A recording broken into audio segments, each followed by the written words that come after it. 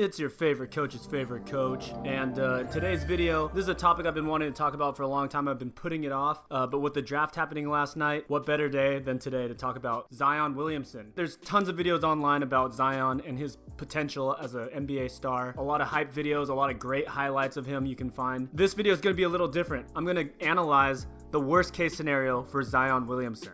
Absolutely the number one most intriguing prospect in this year's draft. We've all heard the comparisons for Zion Williamson. I was going to do a video comparing him to Blake Griffin, and then NBA Draft compared him to that, so I didn't want to be redundant. Another comparison I like is Charles Barkley, obviously another undersized power forward, freak athlete, and over 250 pounds.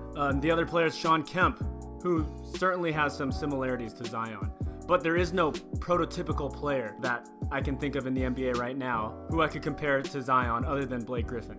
And part of the reason for that is there's not that many 6'7" tweener forwards. In other words, he's the size of a good-sized shooting guard.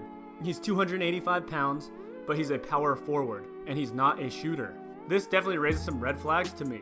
The worst case scenario for Zion Williamson is Anthony Bennett from the Cleveland Cavaliers and the Minnesota Timberwolves a couple years ago, the number one overall pick. And a lot of people are going to not want to hear that, and a lot of people are going to scoff at that idea. However, those of us who saw Anthony Bennett coming up, if Instagram was as prominent as it is now, and there's a lot of highlights from Anthony Bennett, I thought this guy was the real deal. He was another undersized power forward who's an absolute freak athlete, that man amongst boys type of guy.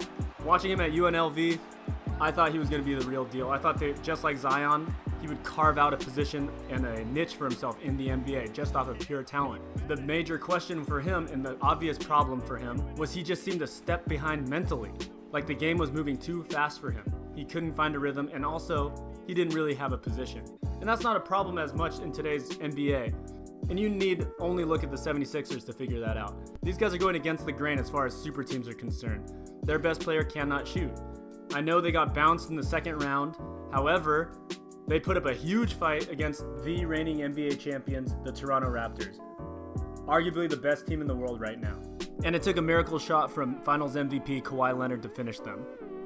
The 76ers are the real deal. They're arguably the second best team in the world right now. They just ran into the Toronto Raptors. If they played the Golden State Warriors in the finals this year, they probably would have beat them. So worst case scenario, Zion Williamson is Anthony Bennett, the next Anthony Bennett. Yes, Blake Griffin is a good comparison for him, but a lot of people are comparing him to like a LeBron James type. He's not that. And to think that comparing him to Blake Griffin is an understatement, you guys did not watch Blake Griffin at Oklahoma.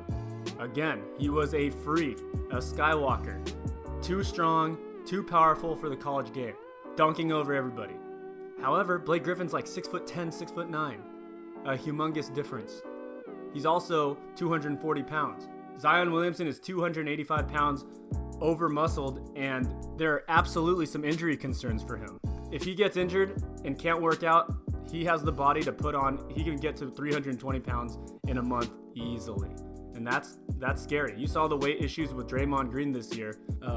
For Zion, it's going to be tough. He's going to have to be on top of his game and his cardio and managing his weight. He does not need to get any stronger. He does not need to get any more explosive. He does not need to put on any muscle at all. Having said that, the big difference between Zion and Anthony Bennett, Zion seems to have a great head on his shoulders. He seems to be a really humble guy. He was very emotional getting drafted last night. And I tend to believe in those guys a little more. Not to say that Anthony Bennett wasn't a great guy or anything, but I just think mentally he wasn't as sharp as Zion, and I can see that. However, the jury will be out on that until we see him in the Summer League and then we see him in the NBA. Anyways, guys, I wish the best for Zion. He seems like a great guy. He seems like an intelligent guy. He seems like a humble player. And obviously at Courtical Hoops, we tend to subscribe more to the fact that guys who are humble and have a good head on their shoulders are going to be better players. And you just need to look at Steph Curry, Giannis Antetokounmpo, Kawhi Leonard.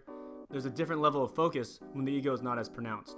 Anyways, guys, I wish Zion Williams the best. I think he's going to have a great NBA career, but it's something for you guys to think about. Let me know what you guys think in the comments, and we'll see you on the next one.